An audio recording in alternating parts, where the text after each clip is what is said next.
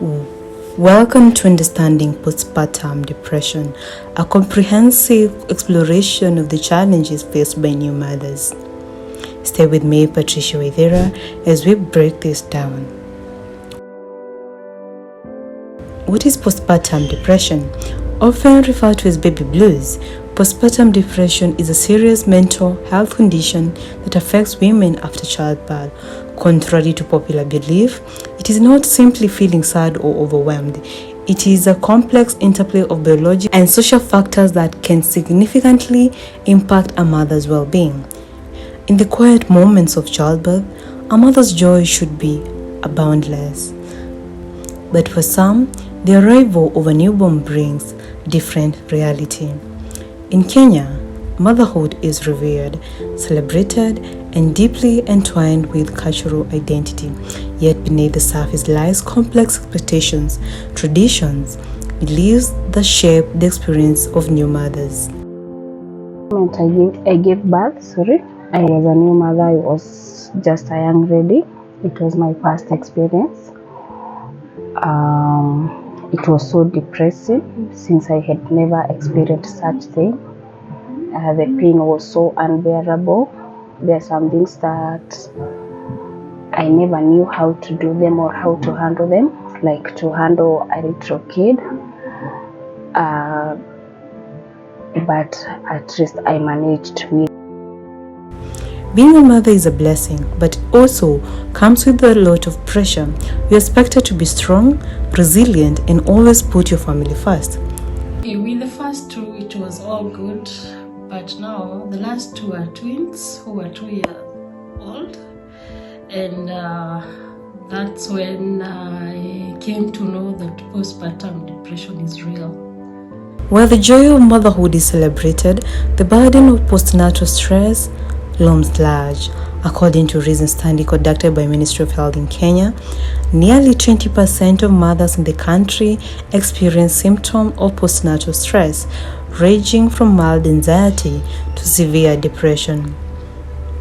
In our culture, there's a saying, a mother's happiness is in her children, but what happens when a mother struggles to find happiness within herself?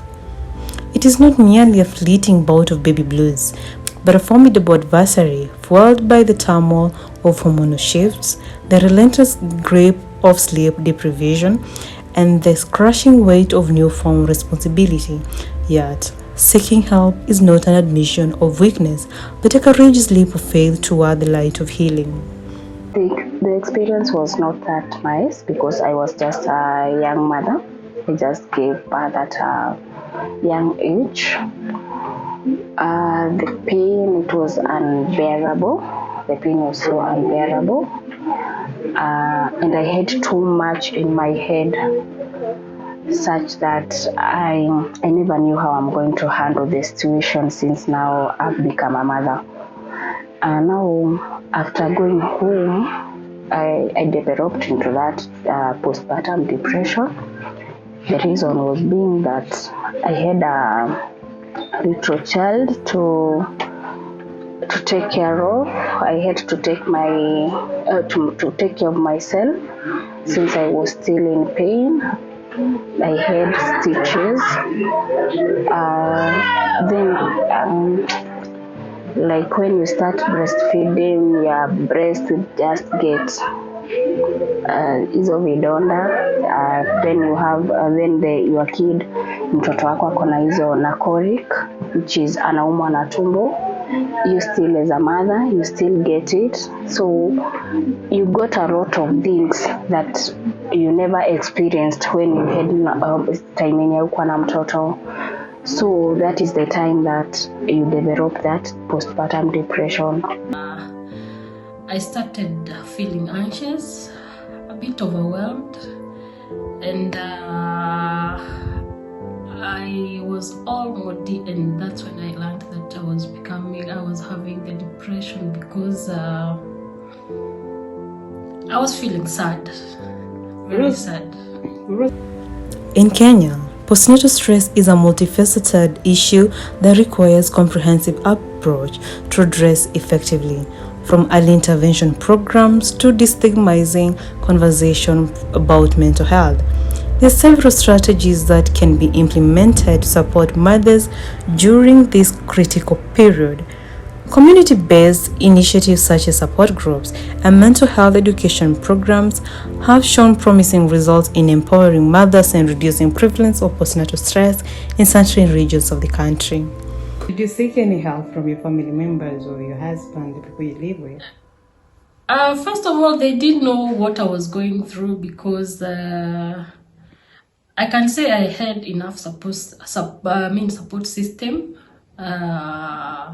My family, I had great nannies who were very helpful, but I did not feel like they were giving me, I felt like their attention was going to the kids. Most of the attention was going to the kids.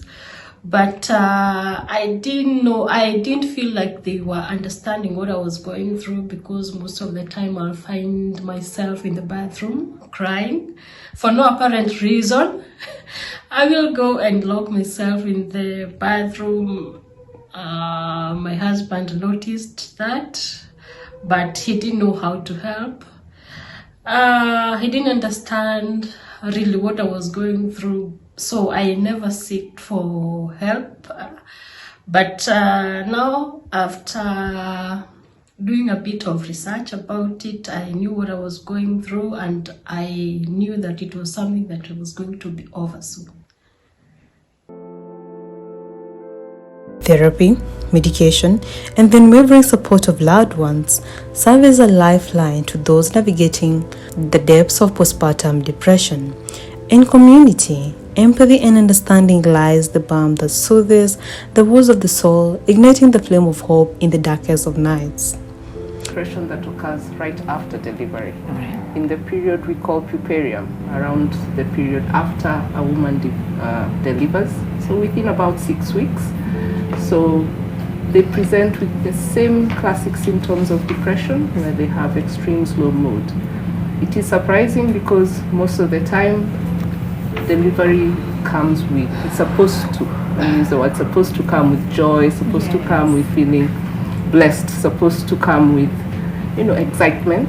But unfortunately for a woman who's going through a postpartum depressive phase, that's not the case. So they now start having feelings of extremes of sadness.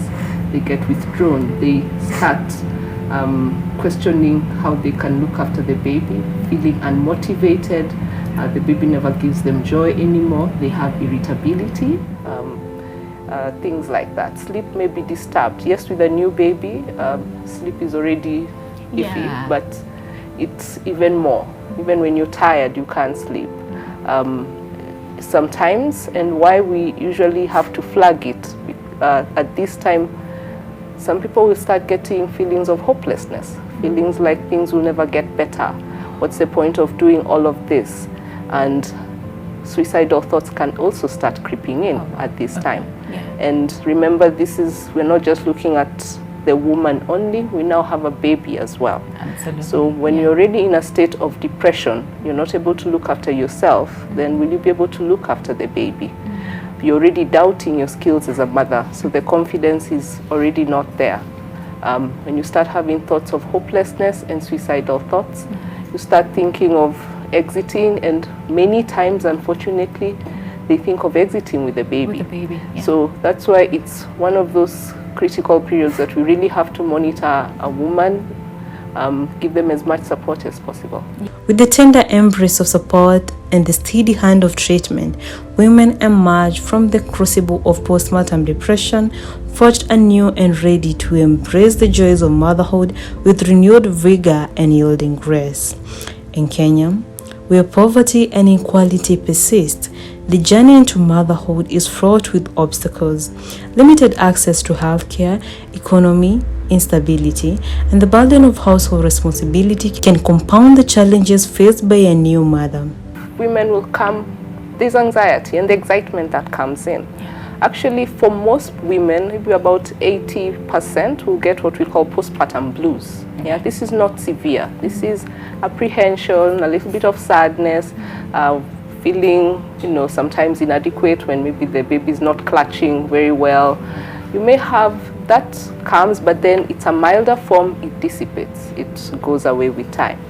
it's not very severe. Okay. But when we talk now about depression, we're getting now, this is now affecting how you even conduct your day-to-day activities, your ability to even look after this newborn, that is now affected. Okay. So yes, you do get anxious. Many women will go through that. I think there are no super moms out there. Right. But we actually do say about 80% or up to 80 to 90% will get a little bit transient anxiety. phase of postpartum blues, Okay. but that will not continue. The ones who get now what we call postpartum depression will be about 10% of them. Yeah, but this small number is actually very severely afflicted.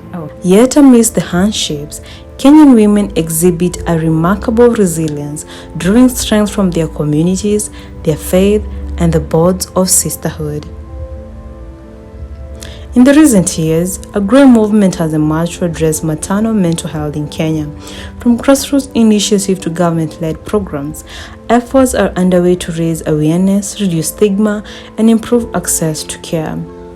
By empowering women, educating communities, and fostering partnership between healthcare providers and traditional healers, Kenya is paving the way for a brighter, more inclusive future for mothers and their families.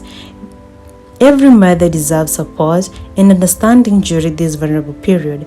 Let us come together as a community to break the silence, raise awareness, and provide the necessary support for mothers experiencing postnatal stress.